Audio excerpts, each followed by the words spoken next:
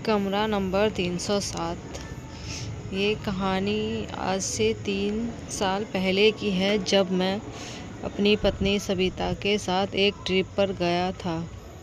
एक ऐसा ट्रिप जहाँ सिर्फ मैं, वो और हमारा रोमांस था। लेकिन वहाँ कमरा नंबर 307 में बिताई एक रात की वजह से मानो मेरी पूरी ज़िंदगी बर्बाद हो गई, जिसे याद करके आज भी मेरा रोम रोम कांप उठता है। 3 साल पहले वो आज ही का दिन था, जब हिमाचल की शादियों में हम एक दूसरे में खोए हुए थे। ट्रिप का वो आखिरी दिन था, इसलिए हमने डिसाइड किया कि वापस जाने से पहले हम एक बार फिर से आसपास की सभी जगहों का राइड मारेंगे। शाम के करीब 5 बजे थे जब हम होटल से कार लेकर राइड के लिए निकले। हिमाचल की वादियों में जहाँ हर कोई भी मदहोश हो जाए, वहाँ की प्रकृति की सुंदरता को देखकर, और फिर मेरे साथ तो मेरी हमसफ़र भी थी, जिससे यह सफ़र और भी सुहाना हो गया। हम जगह जगह पर रुकते, सेल्फी लेते, और जहाँ कहीं जगह मिलती तो हम रोमांस करने से भी पीछे नहीं हटते। ऊंची पहाड़ी पर सविता को अपनी बाहों में भर के सनसेट देखने का भी अलग ही मज़ा था। पर ये सब करते करते हम काफ़ी दूर निकल गए थे, इतना कि हमें समय का भी पता नहीं चला कि रात के 10 बज गए थे। वैसे तो हम होटल से चेकआउट करके निकले थे, और प्लान ये था कि रात को कहीं रास्ते में ही स्टे करते हुए सुबह घर को निकल लेंगे।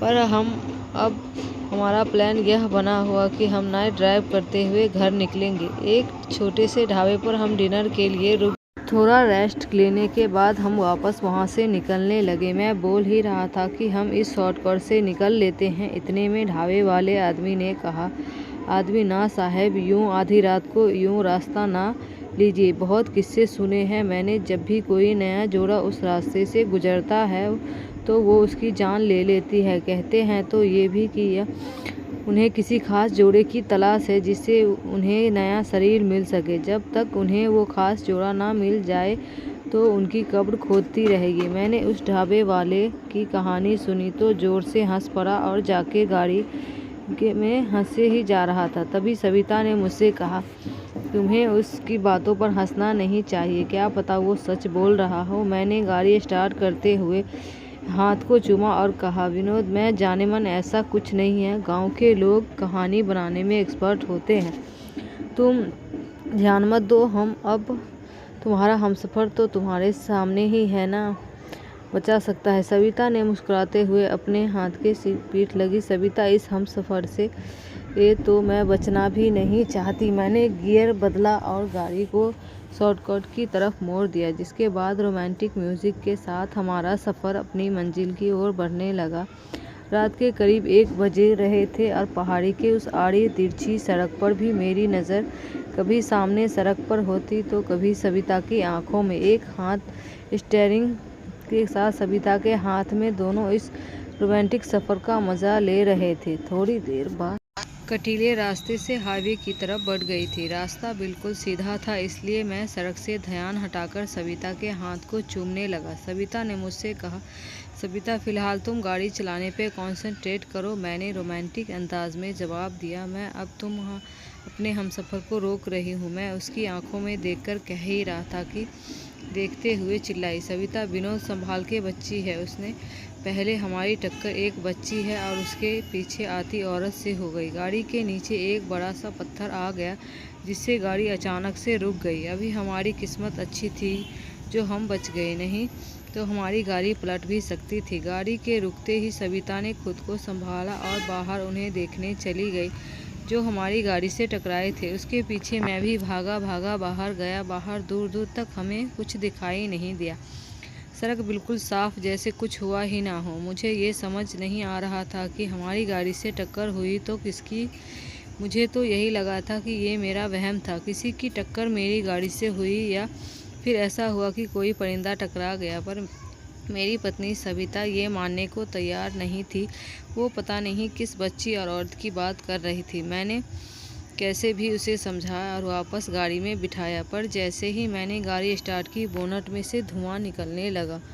और गाड़ी बंद हो गई। मैंने सोचा चेक करूं कि आसपास कोई गैराज है या नहीं, पर ये क्या, मोबाइल में तो नेटवर्क ही नहीं था। तभी मेरी नज़र सामने एक बोर्ड पर गई जिस पर लिखा था होटल 200 मीटर में। सविता के साथ साइन बोर्ड के डायरेक्शन में ही चला गया, जहां मुझे होटल तो नहीं पर एक कब्रिस्तान मिला जिसके मेन गेट के ऊपर आधे चांद जैसे बोर्ड पर स्वर्ग से शमशान लिखा था। सविता को ये बोर्ड बहुत अजीब लगा और उसने कहा, सविता, भला कब्रिस्तान का नाम ऐसा कौन रखता है? तभी मेरा ध्यान दूसरी तरफ सड़क के नीचे एक 3 मंजिला प्रॉपर्टी पर गया और मैंने कहा, इसे छोड़ो और सामने देखो, लगता है कोई होटल ही है, चलो चलकर देखते हैं।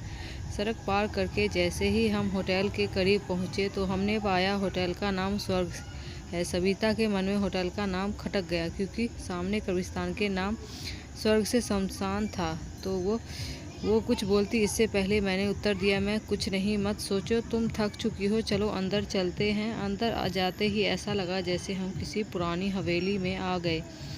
ऐसा लग रहा था जैसे पूरे होटल को एशियन थीम पर बनाया गया हो। हर तरफ डिम लाइट और बारीकी से तराशी गई मूर्तियाँ। इधर उधर देखते हुए हम रिसेप्शन पर पहुंच गए। आवाज़ लगाने पर एक अधेड़ उम्र का आदमी बगल वाले कमरे से निकल के आया। वो एकदम बुझा सा कहता है, आदमी आइए, स्वागत है आपका, मैं एक कमरा चाहिए हमें आज रात के लिए। मेरी इस बात पर वो हंसते हुए कहने लगा, आदमी सर, वैसे भी एक रात ही है। सविता ने उसकी आवाज़ को सुन लिया और उसने आपत्ति जताते हुए कहा, मतलब क्या है आपका? अजीब मुस्कुराहट के साथ वो जवाब देता है, आदमी, मैं एक दिन भी आपकी सेवा कर पाऊँ वो काफ़ी है मेरे लिए। चाबी लीजिए, कमरा नंबर 307।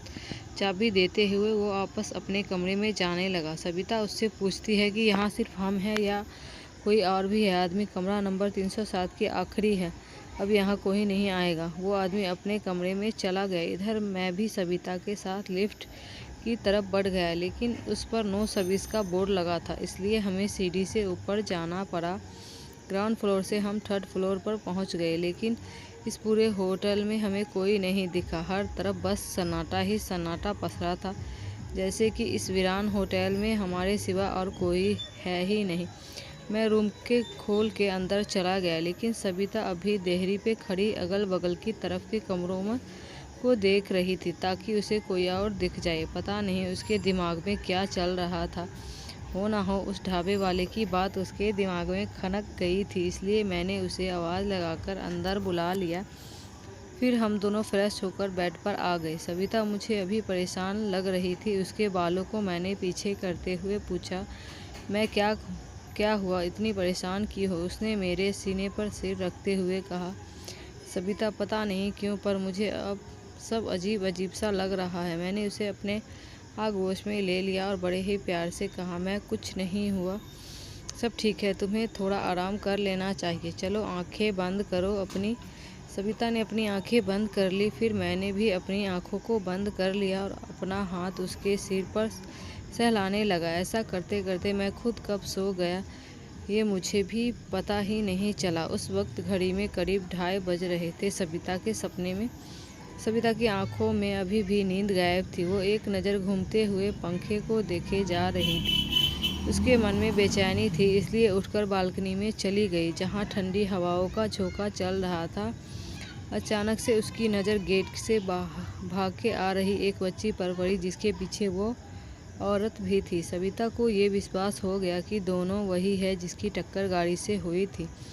सविता तुरंत भागकर मेरे पास आई, लेकिन मैं काफ़ी गहरी नींद में था, इसलिए वो खुद उन्हें नीचे देखने चली गई। नीचे पहुंचते ही उस बच्ची के हंसने की आवाज़ सुनाई देने लगी, जो इस वक्त उस कमरे से आ रही थी जिसमें होटल का वही अधेड़ उम्र का आदमी रहता था। सविता उस कमरे के पास पहुंची, लेकिन जैसे ही वह दरवाजे के पास रुककर उनकी आवाज़ सुनने की कोशिश करती है, बच्ची के हंसने की आवाज़ अचानक से रुक जाती है। ऐसी आवाज़ आती है जैसे कि कोई चल के दरवाजे की तरफ आ रहा हो। सविता उस दरवाजे से कान लगाकर सुनने लगती है। तभी झटके के साथ दरवाज़ा खुल जाता है और उसे एहसास होता है कि जैसे कोई भागकर उसके सामने से निकल गया हो, पर उसे कोई दिखा क्यों नहीं। अब वो पहले कमरे में झांक कर देखती है, लेकिन वहाँ कोई नहीं होता। अचानक से नो सर्विस लिखे हुए लिफ्ट का दरवाज़ा खुल जाता है, जिसे देखते ही सविता अपने मन में भरे डर के साथ उस लिफ्ट के दरवाजे की तरफ बढ़ने लगती है। लेकिन लिफ्ट का दरवाज़ा वापस बंद होने लगता है, जिसे देखकर सविता दौड़कर उसकी तरफ बढ़ती है ताकि वो लिफ्ट को रोक सके। लिफ्ट का दरवाज़ा वापस से खुल जाता है, लेकिन सविता सच में सोच में पड़ जाती है कि वो लिफ्ट में चढ़े या ना। ऐसे में उसे लगा कि उसे किसी ने पीछे से ज़ोर से धक्का और वो लिफ्ट में जा गिरी और दरवाज़ा बंद। लिफ्ट कभी ऊपर जाती तो कभी नीचे। सविता खुद को संभाल नहीं पा रही थी। कैसे भी करके वो बटन्स के पास पहुंची, लेकिन कपकपाती लाइट और बार बार लिफ्ट ऊपर नीचे जाने के कारण वो सही से बटन भी नहीं दबा पा रही थी। इसके साथ ही लिफ्ट में बच्ची के हंसने की डरावनी आवाज़ें भी गूंजने लगी। सविता के डर के मारे पसीने छूटने लगे। वो बार बार खुद को संभालने की कोशिश कर रही थी। इतने में किसी ने उसके बाल को जोर से पकड़ा और लिफ्ट के दरवाजे पर जोर से दे मारा। सविता चीखते हुए नींद से उठी। तब तक का यह खतरनाक मंजर उसके ज़हन में चल रहा था।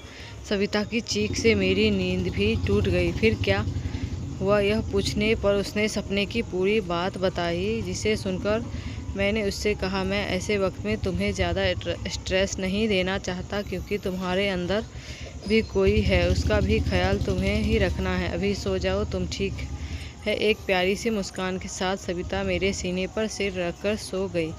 अगली सुबह हम दोनों नीचे पहुँचे तो हमने पाया कि गाड़ी हमारे होटल के दरवाजे पर लगी है और वह अधेड़ उम्र का आदमी गाड़ी के बगल में खड़ा है। मैं यह गाड़ी यहाँ आदमी, विनोद बाबू, आपकी गाड़ी ठीक हो गई। मैं यह देखकर काफ़ी खुश हो गया, पर साथ ही मेरे मन में ये सवाल भी घूमने लगा कि इन्हें कैसे पता कि मेरी गाड़ी खराब हो गई थी।